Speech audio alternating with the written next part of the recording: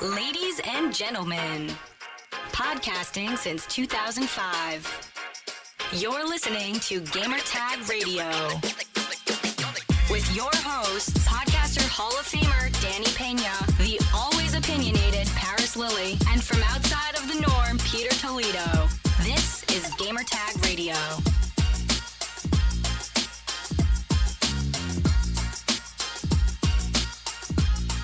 Okay, so we're going to start because we have so much to cover, and there you go. I know that we want to Facebook Live it and trying to connect everybody, but this is such an incredible honor for me to be here and moderate this session about podcast. And the reason why I think that we all want to share with you this panel is because we believe in podcast. And we believe in podcast because we see the numbers and we see the emotion that also, is behind it. So just to give you a context, podcast is heard in America by 112 million people, and it has a growth of more or less 21 to 24% annually. Okay, get it, 21 to 24% annually. Have you heard that number coming from newspapers or from television? No, this is really an upcoming medium. And also people that listen to podcasts are really engaged. In America, more than 42 million people listen to more than 10 hours of podcast a week. That makes it 5 times more than the consumption of movies or home theater. And we also have a really engaged group of people that listen to podcasts. Podcasters are 18 to 45-year-old, highly educated people that care about issues and want to learn more. So we know that while Twitter and other media has, some virtues, there are issues in the world that cannot be explained in 140 or even 190 characters. And that's why our audiences, listen to things that go more in depth. I think that when we started talking about this session, we realized, all of us from our story, that it feels like at that time, remember, like 10 years ago, when it was like blogging, it's the new thing, and people were blogging already, but it was like still upcoming, and marketers were like slow to come, and social media, this is it. This is your blogging moment 10 years ago. This is the future. Podcasts will continue growing because audio will be increasingly important. Cities are becoming bigger, and as such, commute will be even more important when you have driverless cars. People will listen to more things increasingly more. Yet, as much as I am a lover of podcasts, I realize that as, in the maturity stage where we are, we have to solve a couple of the issues. For example, it's only heard by 112 million people in America. And this is the country where you would consume it the most. But Mexico, the Hispanic communities, Latin America, Europe, Asia, you keep going. But it's taking off, and we have to figure out business models.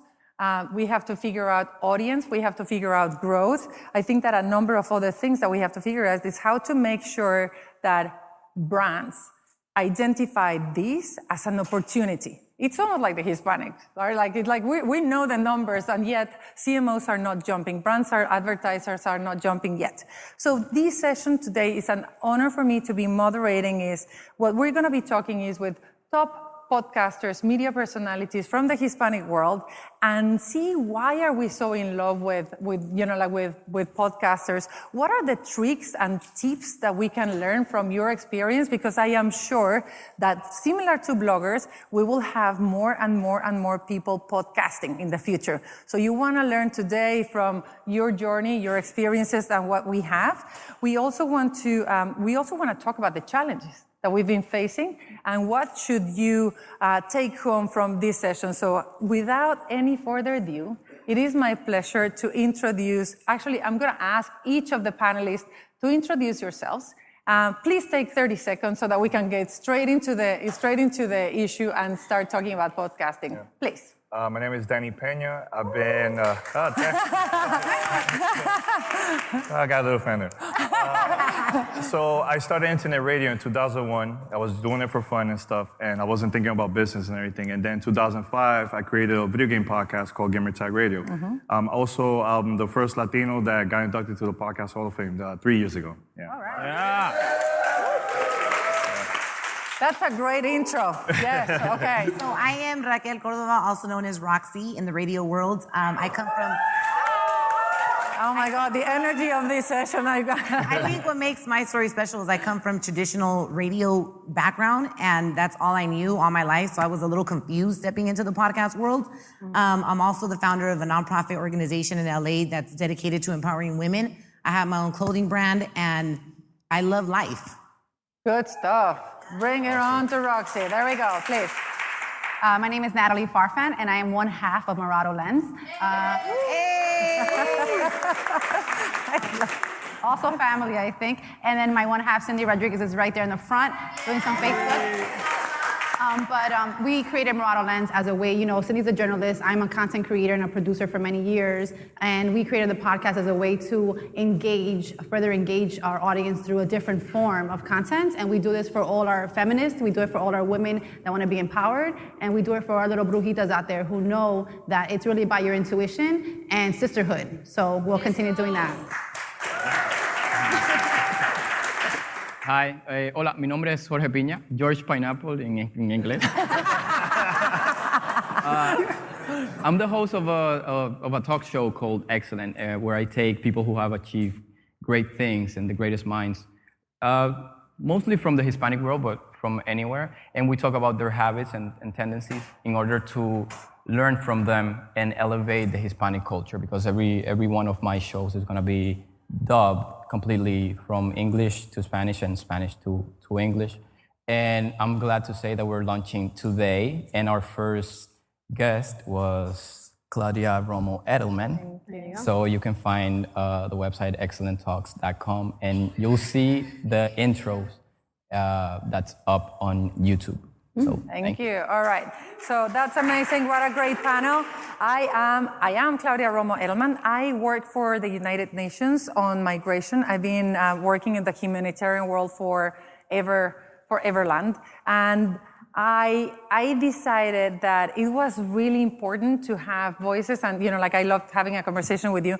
I decided that it was time for more voices of reason to be outspoken, and as uncomfortable as it is for me, I'm coming out and speaking out, as we all should do, because the voices of, the voices that are getting traction out there are more divisive than I wish to. And so I created a foundation called We Are All Human, that as the number indicates, tries to get people to remind themselves that we are all human, that no one will take us the right to have dreams, to have health, to have education, and to allow us to be the best that we can be.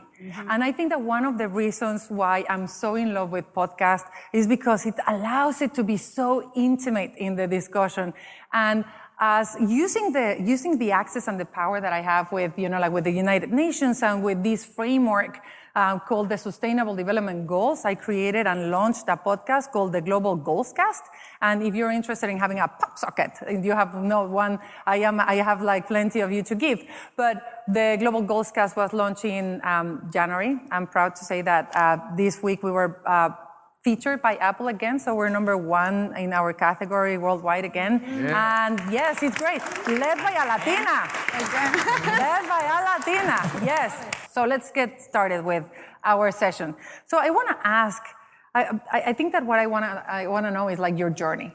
How did you get it to be where you are? What's your personal experience, the challenges that you faced at the beginning, growth? How did you make it to grow and to be where you are? And then we can go a little bit about how did you start? What were the things that you encountered? How did you grow and took your podcast to where it is? And what could you actually share about the tips and tricks that take you to where it? Let's start this way. For me, it was a little bit tricky because at that time there was no social media, there was no smartphones and stuff. So for me to explain to someone about my show, it was a little bit complicated, So I was telling everybody that I have a internet radio show. So they were like, how can I listen to your internet radio show? They had to use their PC and stuff. So I went to an event in New York. Microsoft was in town. And I took my tape recorder and I started interviewing people from Microsoft and Nintendo. They were showing their products and stuff. And they gave me for free, they gave me like an Xbox for me to take home and stuff for free. I was like, oh man, that was cool. So then after that, they emailed me like I think it was like 2 weeks after that. They were in New York for the launch of the system. So I took my tape recorder to the event, and they were like, Danny, we want you to play Xbox with Bill Gates. I'm like, wow, I can't believe this is happening, man. So I got the opportunity to do that. And the reason why I'm saying that is because, I know all of us were content creators. I think it's good for us to get out of your house and trying to get content, trying to meet people from different industries and stuff. Because if you just stay home and post content there, I think you're gonna miss a lot of opportunities. And it doesn't matter the type of mic you have, doesn't matter the software. I had a tape recorder and I went to this event, and that was an opportunity for me to meet Bill Gates, meet people from Microsoft, from other companies too, like Nintendo. So I think that's the thing that we need to focus on, is get out of your house and try to get content. Yeah, but I'm sorry, you started really way early. Really early, yeah. Like BC. BC on your podcast. When did you start? I started 2001, but then... 2001. 2001, yeah. But then in 2005, that's when I was like, man, I want to start a business out of this. So that's when I created Gamertag Radio in 2005. It's amazing. Yeah, but the thing with me, I went to this event called E3. That's where it's a big conference of video games in LA. I had no connections, nothing. I wasted all my money to go to LA, and I went there only with $20, $20 for the whole week. So my brother and I, we were eating dollar burgers for the whole week. But I wasted all my money on media kits because podcasting was so new. So I passed the media kit to every single company, and every single one of them completely didn't want to talk to us. But a year later, now everybody knows what a podcast is because iTunes now added podcasts like months later. Right. So that helped us. So now it's a little bit easier, but still to this day, there's people that don't know what a podcast is. So I think we have to educate people what it is, So I think it's super important. Right. Yes. That was an early start with, we'll come back to your story. Yeah. Yes, RaqC. So I started, a lot of people in LA, I'm an LA radio personality, and I started my career in 2005 on traditional radio in LA. Before then, I was in Palm Springs and Chicago doing radio. And so I come from that traditional radio world where, it's like less talk, more music. You have to play 7 minutes of commercials, and it's annoying, but you got to do it, right? Because that's what's paying the bills. So when I transitioned into the podcast world 2 years ago, I was like, what is this? Like, seriously, I didn't understand it. I was like, first thing was like, how am I going to make money, right? And it was hard for me to understand that podcasting is the now, and it's not the future. It really is the now. Mm-hmm. But to shift my mind from the traditional radio mentality to a podcasting mentality was challenging for me because I guess I couldn't understand that I literally had the freedom to talk and say whatever I wanted to say and be free and literally just create dialogue. The only other traditional radio personality that I know that could do that and not get in trouble is Ryan Seacrest. He could talk for 7 minutes and it doesn't matter because he's Ryan Seacrest and he could do whatever he wants. So I'm a perica and I love to talk, and I choose to say that I'm entertaining when I talk, and on my podcast it's called RaqC with RaqC and Ruby, and Ruby comes from the TV background. She's tradicional mexicana from Guadalajara, so she's more like conservative santita, and I'm more like was born here, Salvadorian parents. I wild out and I say it like it is. So our balance on our podcast is very it's unique, because she's conservative and I'm more like I speak my language. Actually, Melly Mel's in the audience, you guys, and she was you guys got to follow her. She was a guest on our podcast, and she was like, "Yo, I've never had this much fun on a podcast because I just feel like through podcasting, your true personality comes out." And so the way we got approached about doing this podcast with what was then CBS Radio, which is now Entercom, was they were lacking diversity. All of their podcasts were white. right? And it was all their shows that were already on traditional radio, like Kevin and Bean. They just threw them on the digital, right? And so we got approached to do the only bilingual podcast that Intercom has. And at that time, we were being executive produced by Amber Rose because they gave her Love Line. Wow. And they were looking to include more diversity. So at that time, it's, just relationships that I knew were like, hey, how would you and Ruby feel about doing a bilingual podcast? And I'm like, dude, let's go. Lo mío es bilingüe. I do English and Spanish naturally. So it was awesome, but my biggest challenge was, and I guess we'll get to the challenges later, is CBS really didn't know what to do with us. Yeah. They were like, can you guys talk about Los Defensores? And, we're like, yeah, the live reads, and then we could also talk about the Grammys.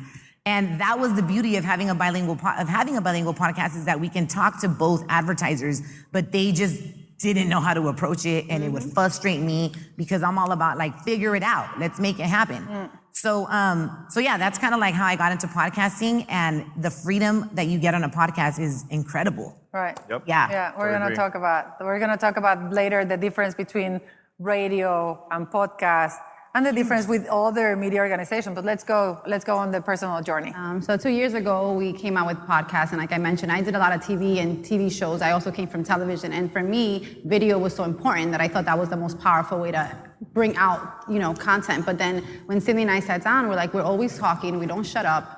I'm like, how can we monetize this? We already came from a business perspective, but we were also just very creative people that wanted to tell the story that's untold, like our ancestral traumas, again, spirituality, feminism, and just like RaqC said right now, we were kind of this mystical creature to a lot of advertisers because they thought we were just these crazy women talking about brujeria, and I'm like, it's not even about that. Well, I will do brujeria if you don't give me money. No, but I'm being serious. I think in general, that we need to. It was fun. We talked. I've been the purest form of me through. Sorry about that audio. I've been the purest form of me through this podcast. I've released so much of my heart. I'm not a vulnerable person, and I gotta say that this has been almost therapy for me. Yeah. And a lot of women reach out to us like, "Oh my God, you've done so much for me," and I'm like, "You've actually done so much for us." So I'm grateful to that experience. It wasn't easy. We are still tackling taboo subjects till this day. We were at Hispanicize just 2 years ago, and shout out to Manny from Hispanicize. He also thought we were crazy, but he believed, and he's like, I'll give you a chance, brujas, come through. And then 2 years later, I think he's seeing the growth, and he's understanding the power of podcasting, the power of women talking to other women, and all the nuances of being Latinx. And I don't think that, advertisers have that. That's been our challenge. Advertisers want to put us in this one little box and only sell, Tampax. And I'm like, there's so much more to the woman. I like water. I'm a conscious person. We like social impact. Money, come. We're waiting for you. And you could do a lot with our audience. Right. We should talk about advertisement models separately, So just before going to Jorge, because Mr. Pineapple doesn't have a podcast yet. So it's hard for you to talk about the journey, but we'll talk about your motivation and why you want to go there. But before doing that, tell me about the frequency of your podcast. How often do you podcast? And do you just podcast as in almost whatever you want, or is it a regular, and how important that is? When I started, it was random, and now we do 2 episodes every week. We record once a week, and yes, we do show prep because I come from traditional radio, so I have to prep my mind and what I'm going to say. But a lot of it is personal, talking about breakups and sex and politics, and we're raw. I love it. We do some programmatic stuff, so we do have our schedule and we try to keep it organized, but it's more about the angle, and then the rest of it is kind of free form. Once you know the angle, we feel very comfortable, and a lot of personal stories, but we bring guests is a lot of their personal. But you do regular, you do follow up. And we do it weekly, so we come out, it's a weekly show, and it's 4 times a month. Got it. Jorge, tell us your story. My relationship with podcast is brand new, like she said, but we do have it. It's launched at the same time. You can subscribe already. But the challenge that we have, and that's my team that I want to shout out right here, is quality, right? Because excellent is an excellent show, but you don't realize how important sound for podcast from a show that's TV, how important that is until you close your eyes and you don't look at the person, because every single detail that you don't notice when you're recording because you can see the lips moving, you can see reactions and everything. It doesn't transfer to podcasts. So we are freaking out. And we're making sure that the next episodes we can do something that's directly related to podcasts, where it's like, okay, so now and put emotion, and then we do some type of sound that is not necessarily there, but it transfers that emotion that we want to have from the show. So that's the main challenge, but quality is the challenge for us. Right. So I want to talk about the market opportunity and the kind of like the business side, right? Like, so, okay, so you all felt compelled to go and, have a voice, and it felt good. And probably you're, you're finding that this is the space where you can express yourself the best. And I think that your audiences are reacting. Mm-hmm. Now, what's your, like, if you want to talk about like your challenges or your business model, like what has worked? How do you attract advertisers? And how do those that work? Is the business model clear for you? And do you connect that directly to the amount, the numbers, the reach, your audiences? And how do you, like, just tell us about like the other side of you, not the, not the anchoring. I mean, now, before I was doing everything on my own, trying to get like advertisers and stuff, but now, we used to be part of CBS Radio, and just a month ago, we just signed a deal with Audio Boom Podcast Network. That you said you love, right? Yeah, I love. Yeah. Definitely. They're cool, really cool people. So they're the ones now handling, the whole advertising and stuff. But the thing is, the difference between traditional radio and podcasts, I think that podcast listeners, they're they're always taking action. They're the ones that I want to find a podcast about food. Let me search about food and subscribe. But at the same time, look, we talk about video games all the time on our podcast, right? When I mention video games, I bet a lot of you people are like, man, but I need to see visuals. I need to see the game, right? We always talk about games audio-wise, and that will influence the listener to buy the product. So that's why a lot of the gaming companies are always contacting us, fly us out to their studios. We get to see like their games early, their product early. We'll interview like the producer, the developers, the execs of different companies, because they know that we're very influential. And I think that's the difference between like... What's your reach? Right now, we just signed a deal with... you don't have to answer that. No, I could answer it. I mean, it depends on the content. So like right now, it's been like 2.5 weeks. So we got like 100,000 downloads, listens and stuff. But we've done 500,000, we've done 1 million in a month. Nice. It all depends on the content for us, So like E3, that's a big month for us. We post a lot of content, our numbers are gonna go higher, So, or the holidays too. Amazing. Yeah. And do you build community around those, like those people that download you? Or always. Is just the product, or is it no. just the audio? Or we've done parties here in Miami. 1,000+ people show up. There are listeners of ours. I love that community equals party. Yeah, I think it's super important because, a lot of us, we get caught up on just posting the content, but I think it's super important for us to engage with our listeners because they're the one taking their time to listen to you. Mm-hmm. So every time I travel to a different city, I mention it on a podcast, and I mention, hey, I would love to meet one of you. Like, let's meet up in New York or in LA, and we do meetups all the time. We've done screenings. I've never met these listeners, and they do their own screenings with their friends in Dominican Republic, and I never met them, or in Norway, I never met them. They feel like they're part of the family. So make sure to have the listeners, let them be part of the journey. Mm-hmm. When I got inducted to the Hall of Fame, I went to the red carpet with my listeners. And I said to them, I thanked them first, before my family, before anybody else, because they were there since day one. Right. So I think we should do that. Amazing. It's all about them. Yeah.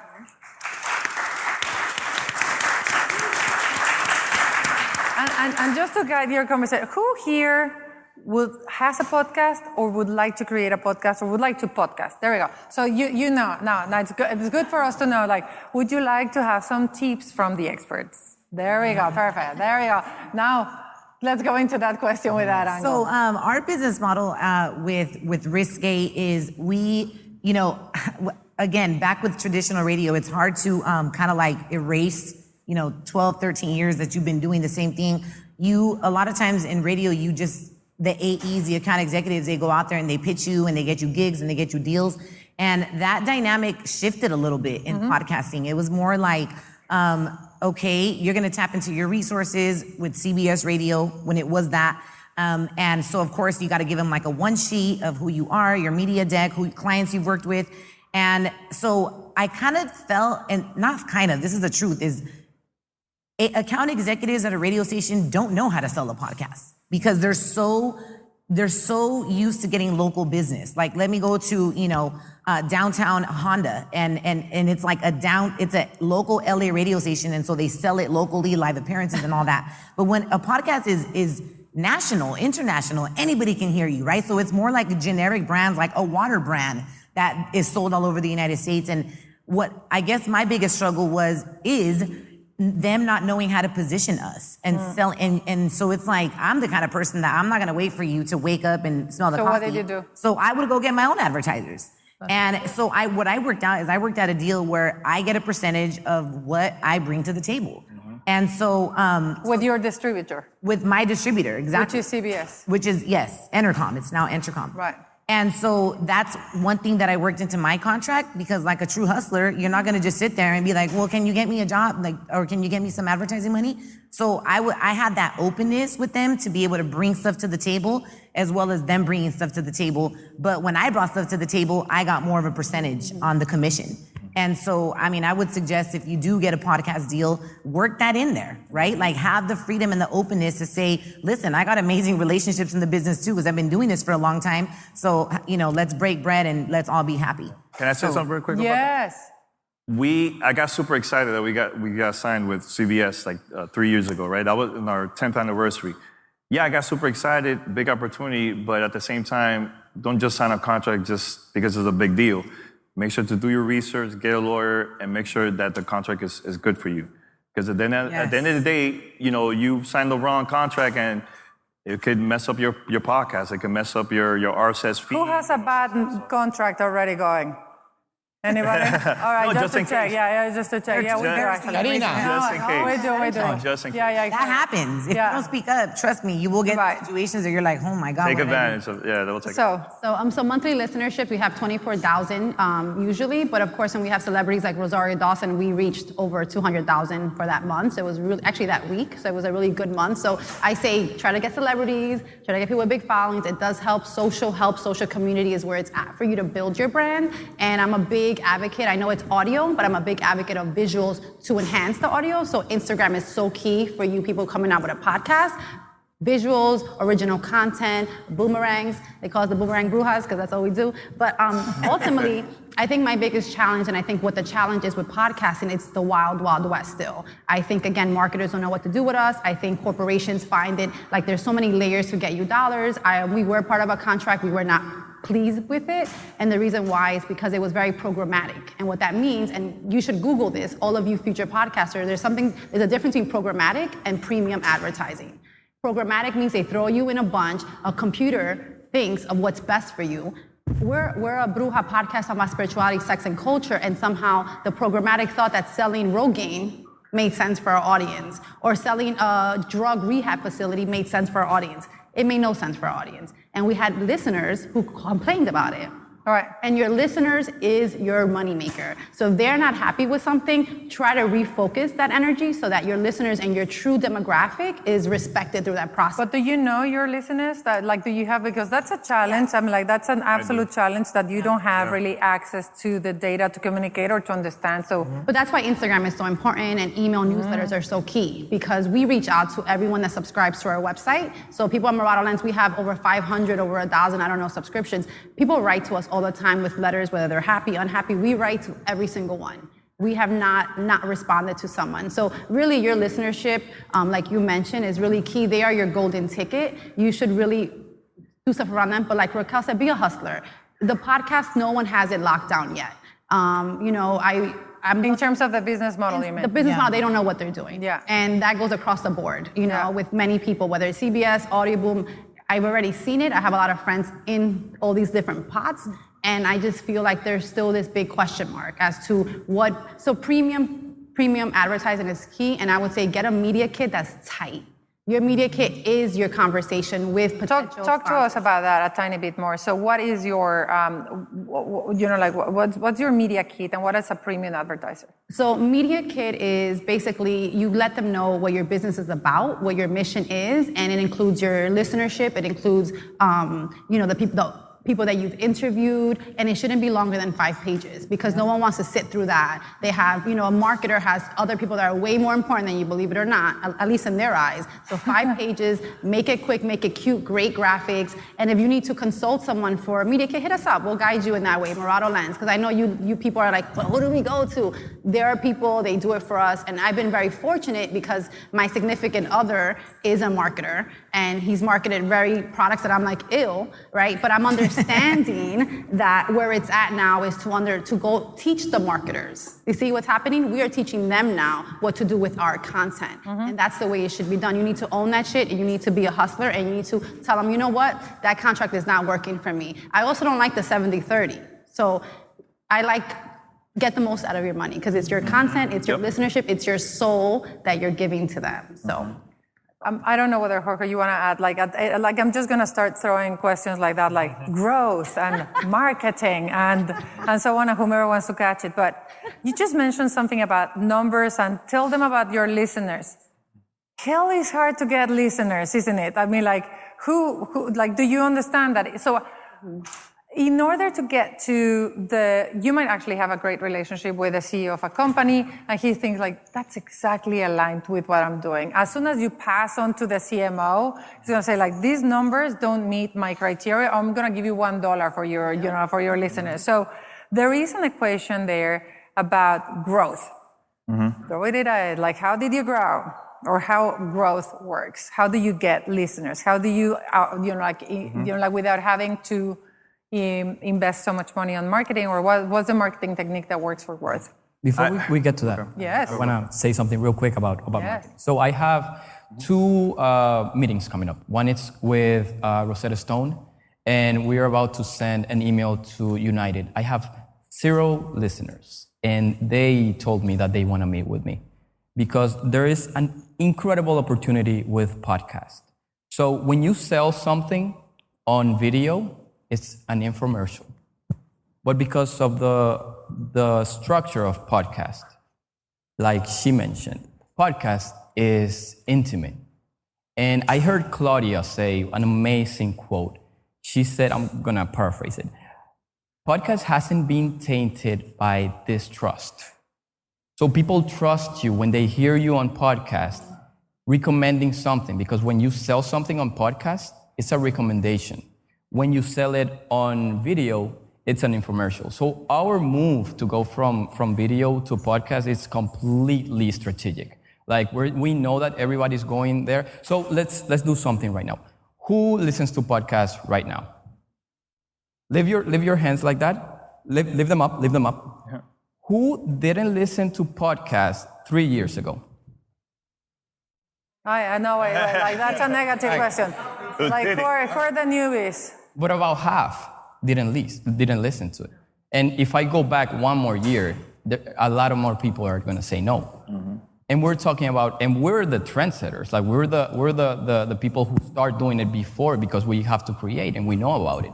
So imagine in a few years, the Hispanic community is going to catch on to it like crazy. It's going to be wildfire. That's right. Growth, marketing, growth. I know you mentioned about how to get listeners. So the thing that worked with me back then, I used to go to every retail store locally in Miami with flyers, and I'll go and talk to the gamers. So it's good for us to find our community instead of us waiting for the community to find us. Go to events. I know Xavier and Gio, they have a comedy podcast. They could go to a comedy club. There's a lot of people into comedy, right? Engage with them, pass out flyers, right? So I think that's super important to do that. Go and find your community. I think they are the ones that are going to be spreading the word about your show. If you do an interview with them, they'll tell their family, their friends, everybody. But was there a moment in which there was that game with Bill Gates or that, that campaign that you did going to the game stores that brought you from here to here? It was, honestly, I think it was more of connecting with people. Not only with So it's like it was organic. Organic. Got it. It was like. Didn't you invest money on marketing? No. Honestly, I'll tell you one story that we did a party here in Miami. We had zero budget. It was strictly ghetto style, just passing out flyers and you promoting. Like the $20 with like so, still today, it's successful, but core to those $20 philosophy. We decided to have a party to celebrate our anniversary of Gamertag Radio. So we did it during Super Bowl weekend in Miami. A lot of local newspapers, you want to advertise, talk, on our newspaper. And we were like, no. I wanted to save money for other things, right? Flyers and all that stuff. So we promoted for a couple months. We had people lined up outside 6:30 in the morning waiting for us. They came from different cities, different states. People drove down to Miami. They parked right in front of the club waiting for us, all excited because they just wanted to celebrate with us. So then I found out that Miami New Times named us the #1 Super Bowl party in South Florida. What? Zero budget. All right. And the reason so that was the reason why it was because of our community, because we were thinking outside of the box. A lot of other companies were charging, a lot of money just to get into the event. So when you go to our event, it was like a bunch of games, people could celebrate. $1 hamburgers. No, we honestly, we had the event was totally free. We had live DJs, live local bands, tournaments, everything. We were taking pictures. We even had like a little museum, like old gaming stuff. So like people came with their kids to play and stuff. So it was something different, Anyone else with growth or marketing or I was going to say, there's social media tactics are great, and I'm going to go back to that because it's probably your easiest way to start, and it's free, right? Like Instagram, Facebook, Twitter. My favorite is definitely Instagram. Facebook is my second. Twitter goes on third for me. And I think that, putting some ad dollars behind a post is important. I think that hashtags are important. The last time I was at Hispanicize, my whole thing was on social media and hashtags because I'm like, hashtags are still important. Understanding who your community is and start reaching out to them directly. Cindy and I, we started at 0 listeners at 1.2, and we created a media kit, and we reached out to journalists. We reached out to different platforms because you want them to write about you and push that agenda. That helped a whole lot. And did it work? So did journalists write about another media? Traditional media helped, and I'm going to shout out a lot of the Latino platforms that believed in us, like, Latina Mag, Hip Latina, Remezcla, like you name it, and they showed us love and reaching out to them. They didn't reach out to us. They don't care about us. They're dealing with Bad Bunny and Cardi B, right? But it's like, I'm like, we're still here. And, I keep saying this. We are 20% of podcasts is Hispanic. That's not enough when the buying power is mostly ours. In 2020, we're no longer the minority, we're the new majority. So I say that to say this, super hyper local marketing like you do is key, but we can't all do it, right? If you have a 9-to-5, if you're a mommy like me, I can't go pass out flyers every day, but I could go on social media every day, and that is my flyer. My digital world has become a big part of the growth, and adding some dollars behind that is key. Creating events is key.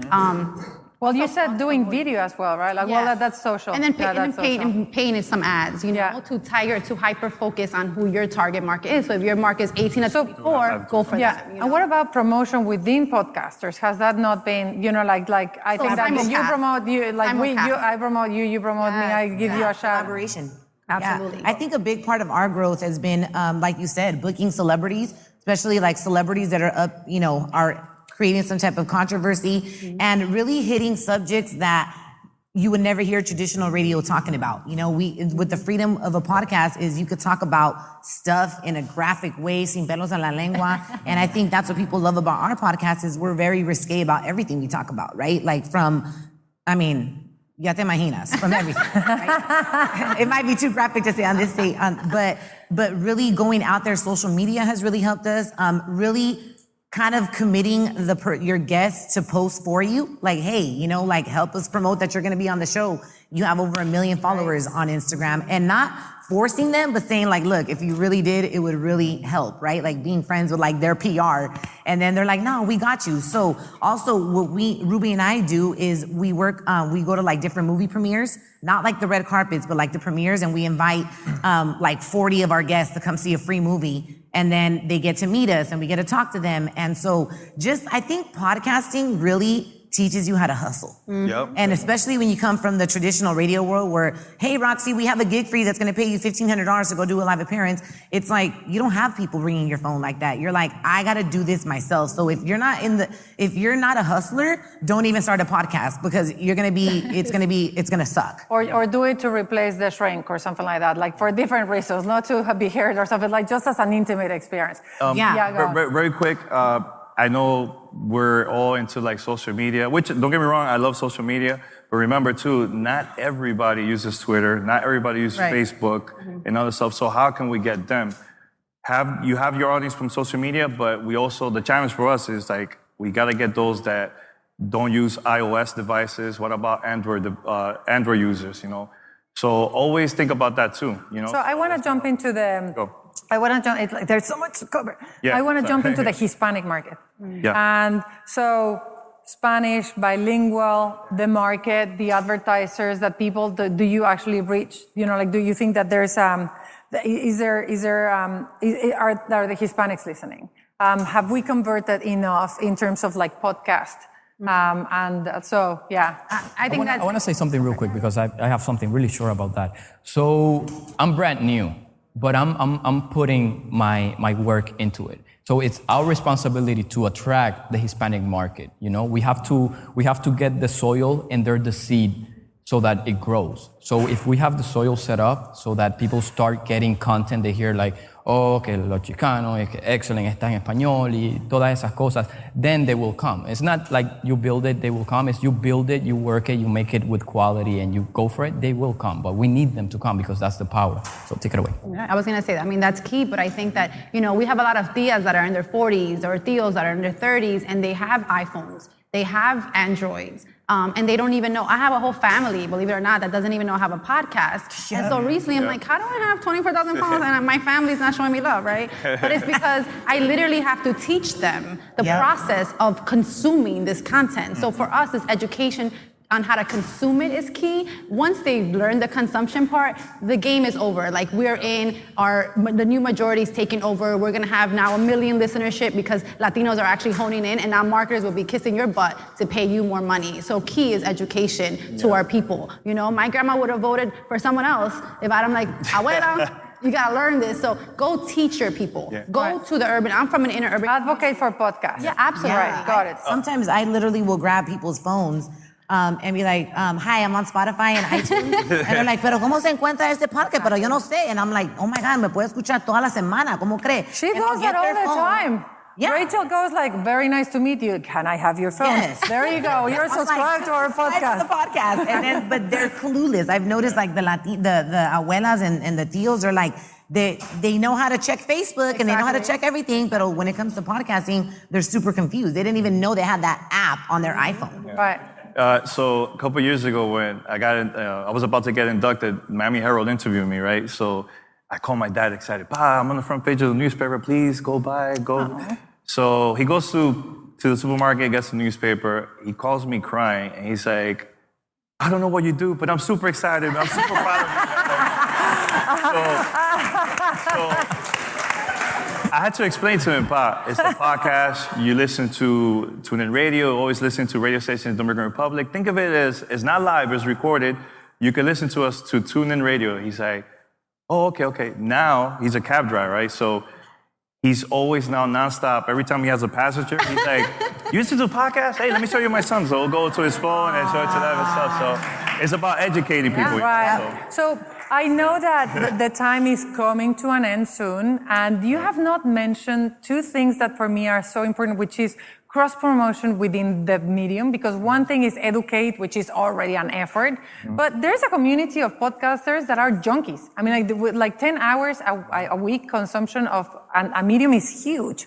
And we have not talked about like how important that is, and how are we going to make sure that we Hispanics, we support Hispanics podcasters, and we all cross-reference each other. So whatever you're doing, save that little space to give a shout out to someone, interview someone, go and talk to someone, like just get the angle of how do we actually make sure that we as a community support each other, but also grow, and the other one is discoverability. I mean, it sucks. Like I have the most important interview with you. It's a beautiful piece of 10 minutes in audio. And then and you talk about whatever you care most about, like, I don't know, breast cancer. And all of a sudden I type in Google RaqC breast cancer, doesn't appear unless I put it on the subject. Because if you mention that within the audio, it's not discoverable. Mm-hmm. You can't find it. Yeah. And that's something that we should together like push for, like Apple and so on. But in the meantime, are there any tricks that you're using? Are you taking the quotes of the people that you're interviewing and putting in the social media tiles, so that doesn't matter? Now with the cross promote, what we do a lot when we go to events and there's other podcasters or other bloggers, we do like roundtables together. So I'll do that. That's a way for us to like help each other out and stuff. Now, when it comes to that, I put stuff, in the description, but also the title I think is super important. So let's say I did an interview about Call of Duty. I put Call of Duty interview with so-and-so. Very creative. Yeah, but super simple. But the reason why is because, a lot of people, if they go to, let's say, Apple Podcasts and they search Call of Duty, then our episode will pop up. So that's one way. So one thing I do want to mention, the difference between YouTubers, Facebook Live, and all that stuff compared to podcasts, they're only on one platform. Podcasts, we're everywhere. We're in Apple Podcasts, Spotify, Stitcher, everywhere. So, I think the more places you're at, the more it's going to be a lot easier for people to find you. I think. All right. So I think that, I want to just jump in real quick because RaqC said this before, and I want to retell this story. Collaborations are key. Simulcast is key. Simulcast is when you record with other podcasters and then you help each other and use each other's community. I want to shout out Latinos Out Loud who are back there. And they're an amazing, check them out. They're an amazing comedy podcast, and I love them very much because, when it was time to show up, they showed up. When it was time to keep our word, it's an honor thing. When I say repost, I'm going to repost for you and you repost for me. And that love, that community is so key. We have, we did it with Tamarindo podcast. She reached out to us like, let's do a simulcast. I want to show you love and I want to show you love. Something that's key. She played one of our shows on her podcast, and we did the same for her. Cool. And that is like, that's the people that you really want to work with and grow with, because they're not about, there's abundance Latinos. I want you to know that. We have to stop this like, there's like this equal opportunity. There's only one Latino in this corporation. No, we need to go in and be like, we need 20 positions. Right. 20 of us are here. There's abundance. And I feel like Hispanicize does that. There's so many of us content creators. We could all have podcasts because everyone's going to have their own story, but hashtags are important. I'm gonna say it again, because social media is key if our demographic is social media happy. So and also having these type of conversations. It took me a while to convince Manny to put this session, but here's what we're gonna probably do. I would love for us to hustle together and email Manny or whomever is necessary to create a podcast lounge for next Hispanicize next year. I love the idea. Manny at Hispanicize.com. Yeah. Podcast lounge. All right. It was a pleasure having you here. And I want to thank Dani Peña, Raquel, RaqC, Nathalie, Farfan, and also your colleague, Jorge Piña. I know we have to show a video. I just want to show love to all of you. This was amazing. Yes. It's great to see a full room. And until next year, thank you so much. We're going to show you.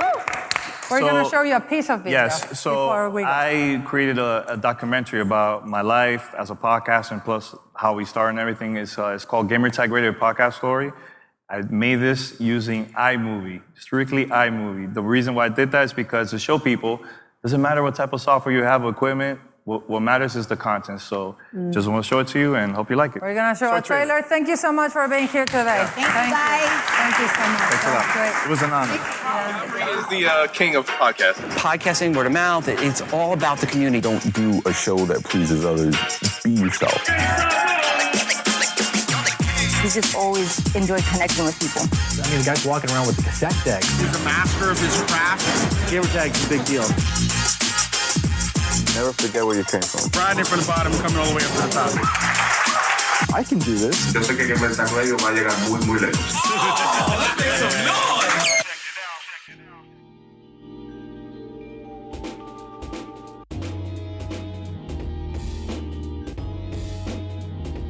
Thanks for listening to Gamertag Radio. Be sure to like us on Facebook and follow us on Twitter.